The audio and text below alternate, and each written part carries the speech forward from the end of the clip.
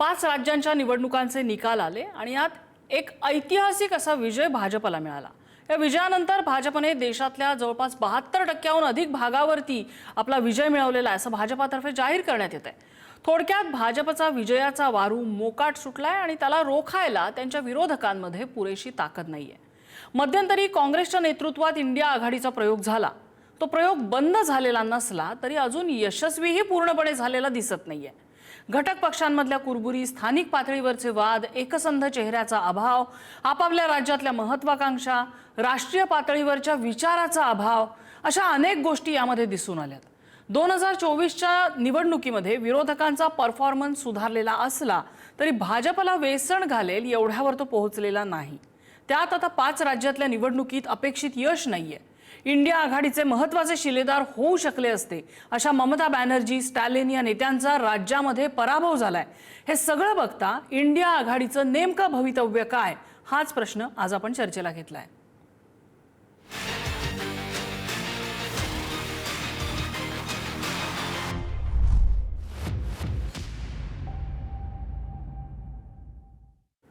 आणि या संदर्भातल्या चर्चेत आपल्यासोबत सहभागी होत आहेत काँग्रेसचे प्रवक्ते गोपाल तिवारी, आपल्यासोबत आपचे राष्ट्रीय प्रवक्ते मुकुंद किर्दत आहेत, आपल्यासोबत शिवसेना उद्धव ठाकरे पक्षाचे प्रवक्ते अखिल चित्रे आहेत आणि आमच्या मल्टीमीडिया संपादक मृणालिनी नानिवडेकर अगदी थोड्याच वेळात आपल्यासोबत येतील। मी सुरुवातीला गोपाल तिवारी यांच्याकडे जाते। तिवारीजी, 5 राज्यांमध्ये जे काही झालं ते झालं, पण भाजपचा जो वारू मोकाट सुटलेला आहे त्याच्यासमोर एका मोठ्या राजकीय ताकदीने विरोधक म्हणून उभं राहणं गरजेचं आहे। अर्थातच नेतृत्व म्हणून काँग्रेसकडे बघितलं जातंय, कारण काँग्रेस हा राष्ट्रीय पक्ष आहे। देशभरात त्यांचा प्रभाव अनेक ठिकाणी आहे, त्यांचे स्वतःचे असे पॉकेट्स आहेत। केरळमध्ये तर विजयही झालेला आहे 5 राज्यांमध्ये। असं असताना तुमच्या नेतृत्वात सुरू असलेली इंडिया आघाडी, ही इंडिया आघाडी काय किंवा वैयक्तिक काँग्रेस काय, म्हणावी तशी ताकद तुम्हाला उभी करता येत नाहीयेत, ह्याची कारणं तुम्हाला स्वतःला काय जाणवतात? बघा नम्रताजी, एक चांगला विषय घेतला आपण आणि याबद्दल आपलं मनापासून अभिनंदन, आपल्या चॅनलचं अभिनंदन। मुद्दा असा आहे की स्वातंत्र्योत्तर भारत उभारण्यामध्ये काँग्रेसचं मोठं योगदान आहे आणि स्वातंत्र्याचे जननायक महात्मा गांधी यांनी त्यावेळेला 7 सीन्स सांगले होते, 7 पाप। त्याच्यापैकी एक पाप असं होतं, सिद्धांत विना राजनीती, तत्व विरहित राजकारण आणि कष्टाविना पैसा, हे पाप समजायचे होते। आता ते आदर्श घेऊन आपण लोकशाही स्थापित झाली, ती लोकांच्या माध्यमातून लोक कल्याणाकरता ही लोकशाही स्थापित झाली आहे। त्याचं महत्व अनन्यसाधारण। आजचे सत्ताधारी स्वतःला लोकशाहीची जननी म्हणतात, मात्र प्रत्यक्षात काय? प्रत्यक्षात जेव्हा सर्वोच्च न्यायालयाने जे 3 जणांची समिती नेमली होती, सरन्यायाधीश, पंतप्रधान आणि विरोधी पक्षनेते, त्याच्यातनं यांनी सरन्यायाधीशांना वेगळून पंतप्रधान आणि गृहमंत्री एकत्र झाले। तिथं तिसरे विरोधी पक्षनेते राहुल गांधी, त्यांचं काय सांगणार आहे? 3 मध्ये 2 विरुद्ध 1 मध्ये। मुद्दा असा आहे की यामध्ये ज्ञानेश कुमारांनी जी काही आता बंगालच्या SIRच्या वेळेला पत्रकार परिषद घेतली, त्यावेळेला पण आपल्यासारख्या अनेक जागरूक पत्रकारांनी प्रश्न विचारले की SIR मध्ये बाहेरचे बांगलादेशी किती आहेत? कुठेही उत्तर मिळालं नाही। SIR बाबत सुप्रीम कोर्टाने वारंवार म्हणजे फटकारलं। हरियाणाच्या निवडणुकीनंतर जेव्हा हायकोर्टाने आदेश दिले की त्यांना CCTV फुटेज द्या, तर या सरकारने रातोरात कॅबिनेटची मीटिंग बोलून CCTV फुटेज देण्याचं बंधन नाही नवीन हे केलं। त्याच्यानंतर निवडणूक आयोगाच्या समितीच्या बाबतीत परत जो कायदा केला, तर 150-200 खासदारांना निलंबित केलं।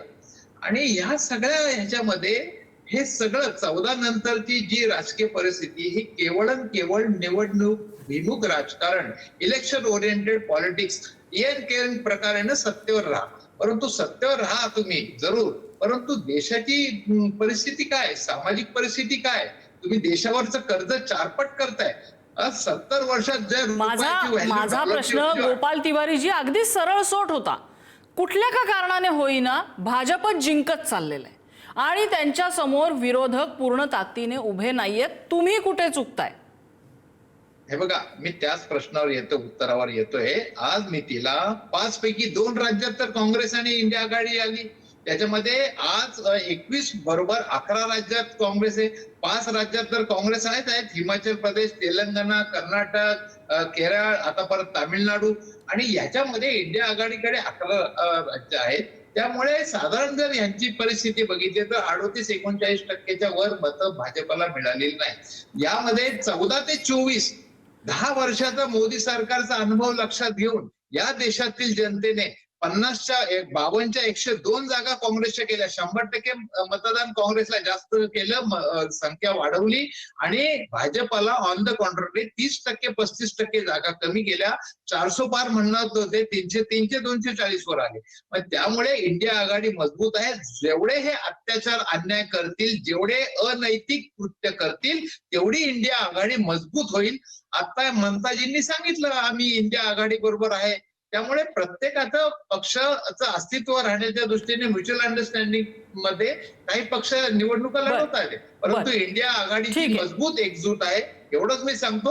आणि त्याच्या माध्यमातून देशातील जनतेने या संसदेला एक मजबूत विरोधी पक्ष नेता दिलेला आहे ना. बरं, आपण इतरही पक्षांचं मत जाणून घेऊया. मी मुकुंद किर्दात यांच्याकडे जाते. किर्दातजी, आम आदमी पक्षामध्ये अंतर्गत कुरबुरी होते आणि ते काही लपून राहिलेलं नाहीये. ममता दीदींनी फारकत घेतलेली होती, अरविंद केजरीवाल काही फारसे खुश आहेत अशातला भाग नाही, स्टॅलिन सुद्धा मध्यंतरी दूर जात होते.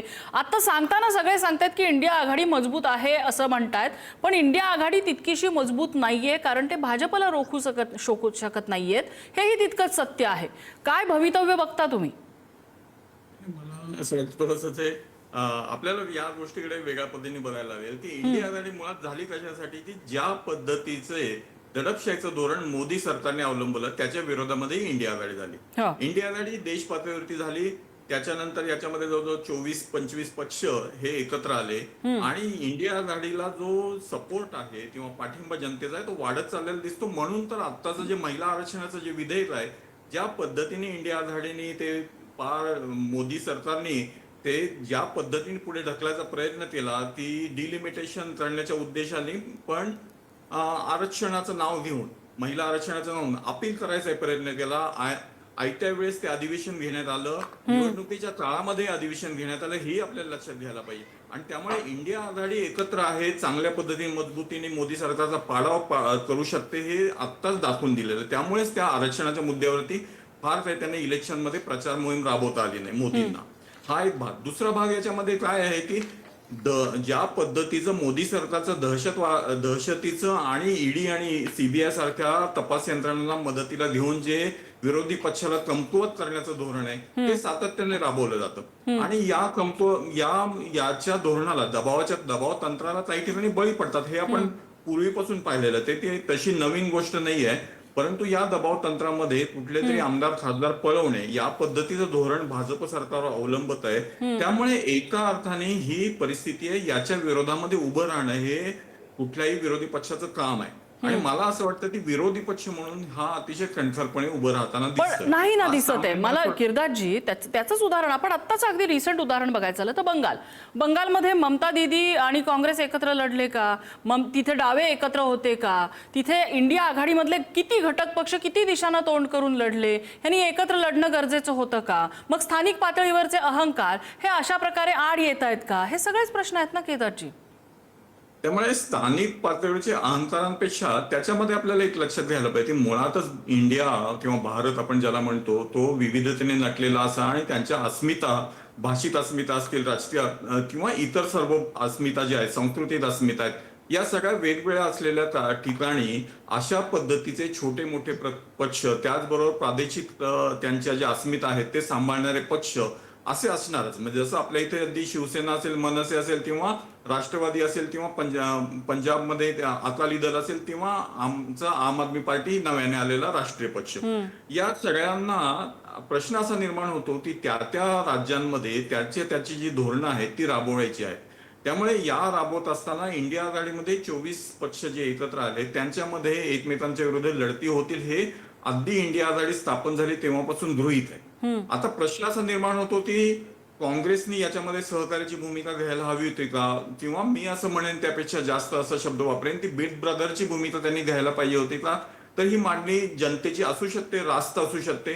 आणि त्यामुळे आम्ही असं म्हणत होतो, म्हणूनच स्वतः अरविंद केजरीवाल सुद्धा पश्चिम बंगालमध्ये प्रचाराला गेलेले होते आणि ममता दीदींबरोबर त्यांनी 2 दिवस प्रचार तिथे केला. स्टॅलिनच्या प्रचारांमध्ये पण ते होते. त्यामुळे एकीकडे आपल्याला लक्षात घ्यायला हवं की आम्ही ऍज अ आम आदमी पार्टी आम्ही वेगवेगळ्या ठिकाणी या ज्या छोट्या मोठ्या पक्षांना त्यांच्या मागे निश्चितपणे उभं राहिलो. अगदी महाराष्ट्रामध्ये सुद्धा आम्ही इंडिया आघाडीने लोकसभेच्या वेळेस आम्ही एकही उमेदवार उभा केला नाही. अगदी विधानसभेला सुद्धा आम्ही एकही उमेदवार उभा केला नाही. याचं कारणच होतं की मोदींच्या दडपशाहीच्या विरोधात उभं राहायचं.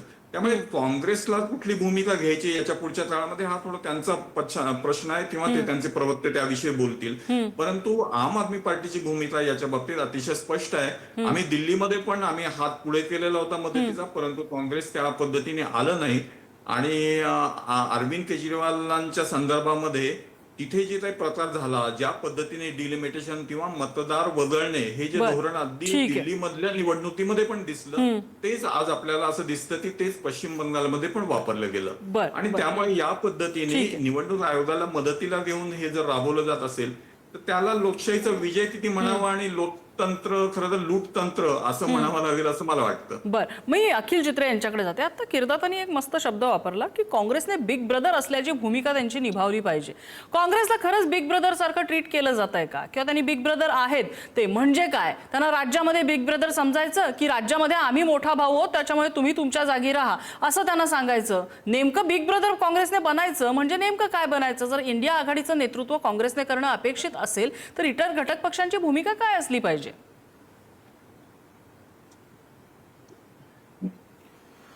सगळ्यात आधी तर या प्रश्नाचं उत्तर मला असं वाटतं की काँग्रेस नीट देऊ शकतं. कारण त्यांच्याकडनं घेतेच मी, पण तुम्ही सुद्धा आहात घटक पक्ष म्हणून तुम्हालाही विचारलंय. प्रत्येक राज्याची अस्मिता असते. प्रत्येक राज्यात त्यांचे रिजनल पक्ष तिथे असतात. महाराष्ट्रात शिवसेना असेल, तृणमूल काँग्रेस बंगालमध्ये असेल, इतर राज्यात देखील डीएमके AIDMK तमिळनाडूमध्ये आहे, केरळमध्ये आहे. प्रत्येक राज्याला राज्याची अस्मिता आहे, रिजनल पक्ष आहे. ते त्या राज्यात तिथलं नेतृत्व करत असतात. परंतु जेव्हा देशहित जपण्याची वेळ येते तेव्हा आम्ही सगळे एकत्र आहोत. ह्याचाच अर्थ ही इंडिया आघाडी आहे. आणि आपण वारंवार या चर्चेदरम्यान हे विचारतोय की आता मुख्यमंत्री स्टॅलिन राहिले नाहीत, ममता दीदी राहिले नाही म्हणून इंडिया आघाडी अबाधित आहेत का? इंडिया आघाडी अबाधित राहणार, कारण इंडिया आघाडी हे काय कोण सीएम आहे आणि त्या राज्यात मुख्यमंत्री आहे म्हणून स्थापन झालेलं नाहीये. त्या राज्यात या प्रमुख पक्षांची ताकद आहे म्हणून या भारतीय जनता पक्षाला रोखण्यासाठी हे सगळे एकत्रित आलेले आहे. एक गोष्ट आपल्या चॅनलच्या माध्यमातून मी नम्रपणे मान्य करतो की जो जीता वो सिकंदर. तर भारतीय जनता पक्ष जर तिकडे आता बेंगॉलमध्ये जिंकलेली आहे तर त्यांना आमच्याकडनं शुभेच्छाच आहे. परंतु सिकंदरचं काय झालं हे देखील इतिहासात त्याची नोंद आहे. तर हे देखील भारतीय जनता पक्षाने पाहणं आणि आपण सगळ्यांनी पाहणं गरजेचं आहे. म्हणून फक्त कोणत्या आणि ही जी काय निवडणूक आता हे जिंकलेलं आहे, खरोखर तुम्ही विश्लेषण करा की निवडणूक हे लोकशाही पद्धतीने जिंकलेले आहेत की हे निवडणूक इलेक्शन कमिशन आणि जे काय CRPF आणि इतर यंत्रणा सुरक्षा दल वापरून जिंकलेले आहेत. ह्याचं देखील मला असं वाटतं की ह्याच्यावर चर्चा होणे गरजेचं आहे. मी अगेन सुरुवातीला सांगितलं की आपण इथे भाजप अशा पद्धतीने जिंकलाय किंवा भाजप काय करतंय. अहो इथे राज्यात बलात्कार होत आहेत चिमुरड्यांवर आणि तुम्ही संकलनात कसला करतायत? बंगालमध्ये निवडणूक जिंकल्यात त्याच्यावर लाज वाटली पाहिजे तुम्हाला. भाजप कशा पद्धतीने जिंकतंय किंवा भाजप काय करतंय हा आपला आजचा चर्चेचा विषय नाहीये. पण मुद्दा एक आहे, फॅक्ट आहे, डाव्या हाताने काय उजव्या हाताने काय भाजप जिंकतंय ही वस्तुस्थिती आहे. त्याच्या बाबतीत टीका करायची, त्याचं विश्लेषण करायचं हा वेगळा विषय असू शकतो. या क्षणाला भाजपच्या समोर विरोधक म्हणून कोण उभं राहणार आहे तर पर्याय म्हणून इंडिया आघाडीकडे बघितलं जात आहे आणि पर्यायाने त्याचं नेतृत्व कुणाकडे बघितलं जात आहे तर ते काँग्रेस पक्षाकडे बघितलं जात आहे. पण तो काँग्रेस पक्ष अशा प्रत्येक राज्यामध्ये अपयशी का ठरतोय? प्रत्येक ठिकाणी काँग्रेसला योग्य ट्रीटमेंट मिळत नाहीये का? मला गोपाल तिवारी यांच्याकडे जात आहे. काय चुकतं काँग्रेसचं प्रत्येक राज्यांमध्ये? म्हणजे मी आता ममता बॅनर्जी किंवा स्टॅलिन यांचा पराभव झालाय म्हणून इंडिया आघाडी खच्ची झाली असं मी म्हणत नाहीये. त्यांनी फारकत घेतलेली होती. म्हणजे मला ममता दीदींचं मध्यंतरीच्या काळातला वक्तव्य आठवतं, इंडिया आघाडीच्या बैठकीला आम्हाला निमंत्रणच नाहीये एवढा मान त्या धरून बसलेल्या होत्या. इकडे स्टॅलिन यांचा पराभव करण्यासाठी एक कालचा एक तरुण अभिनेता पुरेसा पडतोय म्हटल्यानंतर स्टॅलिन जर आज ताकद बनून इंडिया आघाडीच्या मागे उभे राहणार असतील तर त्यांच्या राज्यातल्या ताकदीचं खच्चीकरण झालंय हेही वास्तव नजरेआड करून चालणार नाहीये. अशा परिस्थितीत ज्या वेळेला राष्ट्रीय पातळीवरती विरोधाची वेळ येते आणि त्या राष्ट्रीय पातळीवरचं राजकारण हे प्रत्येक राज्यातनं जात असतं, अशा परिस्थितीमध्ये इंडिया आघाडीचं काय होणार, इंडिया आघाडी काय करते, काँग्रेसला इंडिया आघाडीचं नेतृत्व करून दिलं जातंय का, हाही प्रश्न आहे. गोपाल तिवारीजी, हे बघा नम्रताजी, आपणच स्वतः आता यांना एक प्रश्न विचारला की काँग्रेसला मोठा भाऊ मानतात का, एक वेगळा मुद्दा आहे. दुसरा मुद्दा आहे, हे जेव्हा आपण राष्ट्रीय इंडिया आघाडी ठरलं तर तेव्हा प्रादेशिक पक्ष, स्थानिक निवडणुका याच्यामध्ये आपापल्या पक्षाचं कार्यकर्त्यांचं अस्तित्व असतं, त्यामुळे तिथे थोडं आपण लिबरल राहूया हे एक म्युच्युअल अंडरस्टँडिंग होतं. परंतु लोकसभेला आपण एकत्र राहिलो. आता मुद्दा असा आहे की ही आम्ही राजकीय भूमिका घेऊ शकतो. मला ना गोपाल तिवारीजी ह्याच मुद्द्याचं मला थोडंसं सखोल विश्लेषण तुमच्याकडनंही हवंय. आपण बंगालचं आता ताजं आहे म्हणून मी पुन्हा एकदा बंगालचं उदाहरण घेते. बंगालमध्ये तुमच्या 4 सीट मला वाटतं निवडून आल्यात काँग्रेसच्या, if I am not wrong. 4 जण निवडून आले काँग्रेसचे. उद्या ज्या वेळेला लोकसभेची निवडणूक असते त्यावेळेला खासदारकीची वाटणी करायसाठी ज्या वेळेला ममता बॅनर्जी, तुमचा पक्ष, डावे हे तुम्ही एका टेबलवर बसाल त्यावेळेला काँग्रेसला कुठल्या न्यायाने जास्ती जागा बंगालमध्ये दिल्या जातील? आपण राज्यांच्या अस्मिता ज्या वेळेला काँग्रेस म्हणतंय, मोठ्या भावाची सोकॉल्ड भूमिका तुम्ही घेताय, तुमचं राज्यात अस्तित्व संपत चाललेलं आहे म्हटल्यानंतर राष्ट्रीय पातळीवरती नेतृत्व करण्यासाठी तुम्ही ताकदवान राहणार आहात का जर तुम्हाला खासदारकीच्या जागाच नाही मिळाल्या राज्यांमधनं? तर आज मितीला लोकसभेमध्ये तर काँग्रेसचं सर्वाधिक जास्त बहुमत असल्यानेच विरोधी पक्ष नेता मिळालं. जर ते काँग्रेसला मिळालं नसतं तर ऑब्व्हियसली दुसऱ्या कुठल्या तरी पक्षाचा विरोधी पक्ष नेता झाला असता आणि त्यांच्या नेतृत्वाखाली इंडिया आघाडी झाली असती. ही 14 ते 24 ही परिस्थिती मान्य करून देखील आपण वास्तवता स्वीकारली पाहिजे. त्याप्रमाणे अंडरस्टँडिंग ठेवलं पाहिजे. पुरेशा जागा, योग्य जागेचं प्रमाण वाटप हे केलं पाहिजे. फक्त आपल्या राज्यात माझाच मुख्यमंत्री व्हावा आणि माझाच पक्ष मोठा राहावा याच्यामध्ये थोडंसं आपण त्या वाटाघाटीच्या वेळेला लिबरल भूमिका घेतली पाहिजे.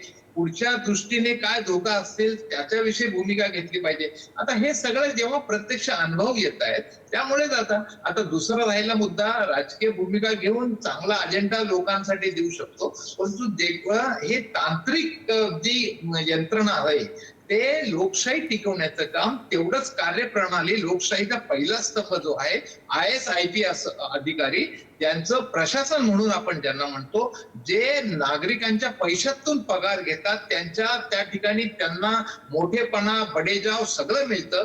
त्यांनी सतत विवेक बुद्धीला अनुसरून काय निर्णय घेतले पाहिजे, योग्य निष्पक्ष यंत्रणा उभी केली पाहिजे. तेच जर विकले गेले, तेच जर एखाद्या पक्षाचे बटूक झाले तर मग लोकशाही राहणार कशी? आणि आज जे आता ममताजींनी सांगितलं की मी हरले नाही, मला हरवलं गेलं, त्यामुळे इंडिया म्हणजे अगेन माझा प्रश्न परत तोच राहतो की याचा अर्थ तुमचं कुठेच चुकत नाहीये असं होतंय का? तुम्ही तुमचे कुठलेही मुद्दे स्वतःहून समोर आणत नाहीयेत. मला प्रश्न विचारायची वेळ येते त्याच्यावरून. मुद्दा असा आहे की तांत्रिक दृष्ट्या जर तुम्ही जर जिंकणाऱ्या जागा जर रद्द केल्या आणि ते अघोषित जागा जर जिंकलेल्या म्हटल्या तर वेळोवेळी राहुल गांधींनी पुढाकार घेऊन सांगितलं, लोकसभेनंतर विधानसभेला 41 लाख मतं पुढे कशी आली. हा ज्ञानेश कुमार नावाचा जो काही नामक जो आहे प्राणी, त्यांनी कुठल्या गोष्टीला तो त्याच्या विरोधात अविश्वास ठराव आणण्याची वेळ काय येते विरोधकांवर?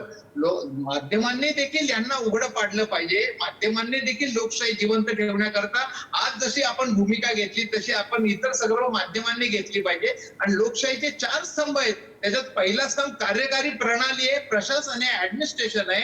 तेच जर आपल्या बुद्धीला, सत्सक विवेक बुद्धीला जर काम करत नसतील, नियमाला धरून काम करत नसतील, एखाद्या पक्षाचं बटूक होत असतील तर काय लोकशाही राहणार?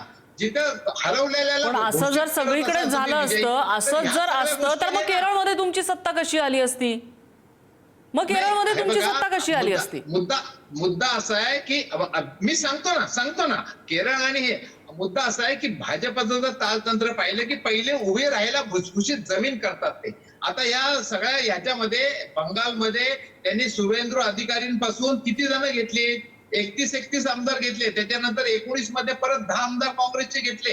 हे सतत घेतात. आसाममध्ये आता अहो, मुद्दा असा आहे की तुमच्या पक्षांची, डाव्या पक्षांची, तृणमूलची आयडिओलॉजी एवढी कडवी असताना सुद्धा तुमची लोक जर तुम्हाला सोडून जात आहेत तर आरशात कुणी बघितलं पाहिजे? भाजपने बघितलं पाहिजे का? बरोबर आहे ना, हे बघा, बरोबर आहे. मनुष्य स्वभाव आहे, त्याच्यात त्यांच्या काही चुक्या असतील, काही असतील, तर ही लोक अशा पद्धतीने घेत आहेत, तर ते जनतेने पण त्याचा विचार केला पाहिजे. हे तुम्ही म्हणता ते बरोबर आहे, अगदी म्हणजे त्याविषयी काही दुमत नाही. परंतु मुद्दा असा आहे की पहिली स्वतःला उभे राहायला भुसभुशीत जमीन तयार करायची, 5-25 जण आपल्या हाताशी लावायचे, त्यांना अंकित करायचं आणि त्यांच्या माध्यमातून मग पुढचा अजेंडा राबवायचा. आता ते झालं नाही.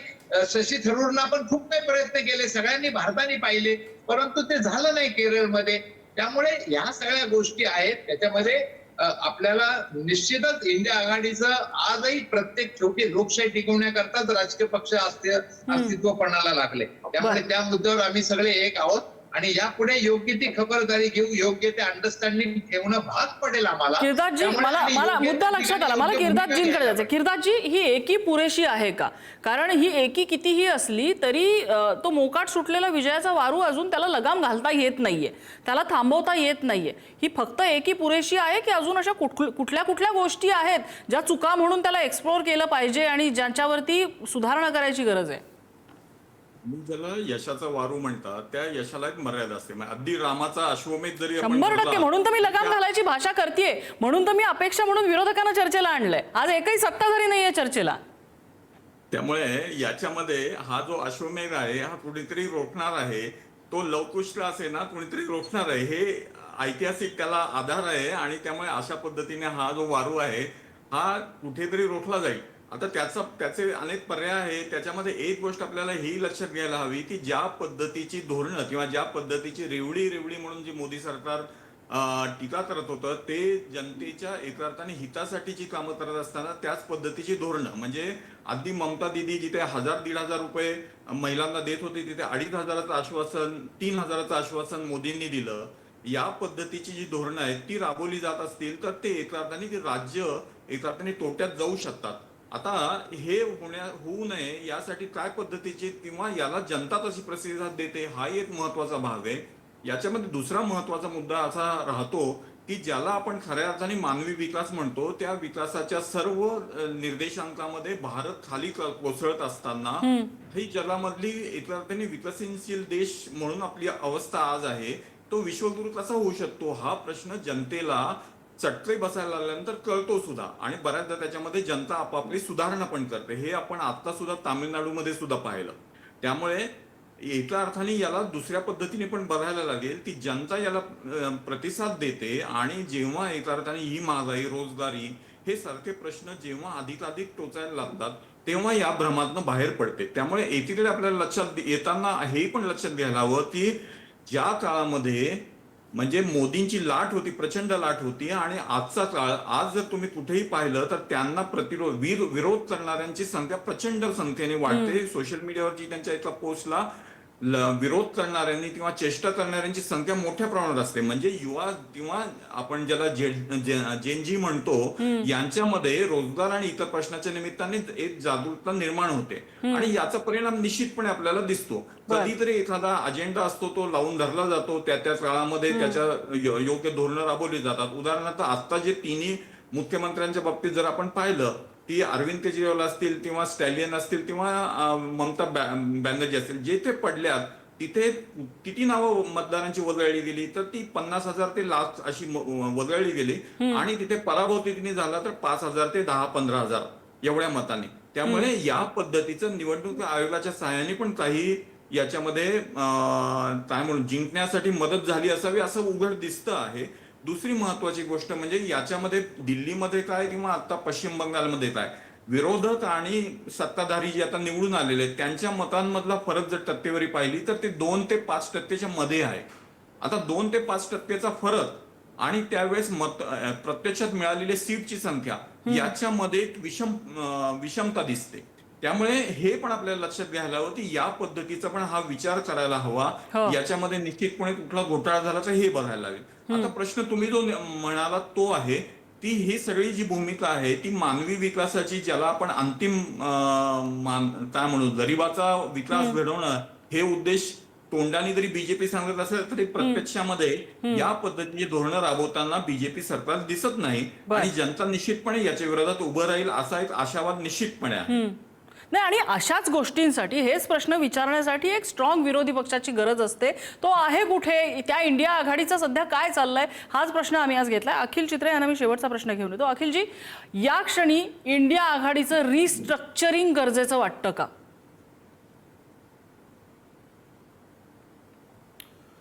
100% प्रत्येक गोष्टीला हे नव्या पद्धतीने हे पाहणं करणं हे गरजेचं असतं. तर रिस्ट्रक्चरिंग ज्या प्रकारे निवडणुका झालेल्या आहेत, प्रत्येक राज्यात आता झालेल्या आहेत, त्याचा उहापोह करून मला असं वाटतं की इंडियाचं जे काही नेतृत्व आहे ते आपसात सगळ्या राज्याच्या नेतृत्वाला सोबत घेऊन हे त्याच्याबाबत रिस्ट्रक्चरिंग करेल आणि भारतीय जनता पक्षाचं हे जे काय यशाचं जे काय चाललंय वारुळ हे कसं थांबवणार ह्याच्यावरती सगळे एकमताने एका दिलाने काम करतील हे 100% मी आपल्याला आपल्या चॅनलच्या माध्यमातून ग्वाही देतो. परंतु एक गोष्ट अधोरेखित करणं इथे गरजेचं आहे की भारतीय जनता पक्ष हे साम दाम दंड भेद हे सगळं वापरून हे प्रत्येक, तुम्ही विचारलं की केरळमध्ये का नाही झालं, फक्त बेंगॉलमध्ये कसं काय जर निवडणूक यंत्रणेचा वापर झाला, तर हे एका वेळी एक एक राज्य लक्ष करून त्या प्रकारे राज्य लक्ष केंद्रित करून हे ताब्यात घेण्याचा प्रयत्न हे भारतीय जनता पक्षाचा सुरू आहे. आपण जर आत्ताच्या निवडणुकीतच वेस्ट बेंगॉलमध्ये पाहिलं तर 30 लाख मतदारांना हे मतदाराचा हक्क हे बजावता आलेलं नाहीये. बॉर्डर सिक्युरिटी फोर्स हे बॉर्डरवर असलं पाहिजे, तर हे एका राज्यात होतं, हे पण आपण विसरून चालणार नाही. मुंबई महानगरपालिकेत देखील शिवसेनेला इतक्या मोठ्या प्रचंड भारतीय जनता पक्षाला थांबवण्यात यश आलं हे देखील नाकारून चालणार नाही. म्हणून राज्यात प्रत्येक राजकीय पक्ष हे भारतीय जनता पक्षाला हे तोंड देत आहे आणि त्यांना जेरी सांडण्याचा प्रयत्न करत आहे. राज्यामध्ये स्थानिक विरोधक ताकदीने उभे आहेत, पण या स्थानिक विरोधकांची एकत्रित मूठ राष्ट्रीय पातळीवरती कशी बांधली जाणार, तर इंडिया आघाडी हे त्यावरचं उत्तर समोर आलं. पण ती मोळी इतक्या ताकदीने बांधली गेली आहे का की जी उभी राहू शकेल भाजप नावाच्या एका वादळाच्या समोर, जे आता मोकाट सुटलेलं आहे, त्यांचा जो वारू सुटलाय त्याला लगाम घालू शकेल का, ह्या प्रश्नाचं उत्तर आज आपण शोधण्याचा प्रयत्न केला. लोकशाहीमध्ये जसं लोक एखाद्याला बहुमत देऊन सत्तेच्या सिंहासनावरती बसवतात, तो मुकुट त्याच्या डोक्यावर ठेवतात, त्याच वेळेला आपल्याकडे विरोधक नावाची खूप सुंदर संकल्पना आहे. त्याच सत्तेवरती एक अंकुश ठेवण्यासाठी तो वारू, सत्तेचा वारा डोक्यात जाऊन तो वारू मोकाट शिरू नये यासाठी, त्याला लगाम घालण्यासाठी ती विरोधक नावाची एक संकल्पना, ती यंत्रणा सुद्धा तितक्याच ताकदीची असली पाहिजे. अपेक्षा आहे की सगळे विरोधक एकत्र येऊन याही गोष्टीचा विचार करतील. काही दिवस विरोधामध्ये, पुढे सत्तेत बसायची त्यांनाही संधी येऊ शकते. पण एक आहे, लोकशाहीमध्ये जसं एकहाती सत्ता येणं हे फार ग्रेट मानलं जातं, तसं ताकदवान विरोधक असणं ही गरज असते. या चर्चेसाठी सगळ्या मान्यवरांनी वेळ दिला, सगळ्यांचे आभार. आजचा धुळा इथेच थांबतोय.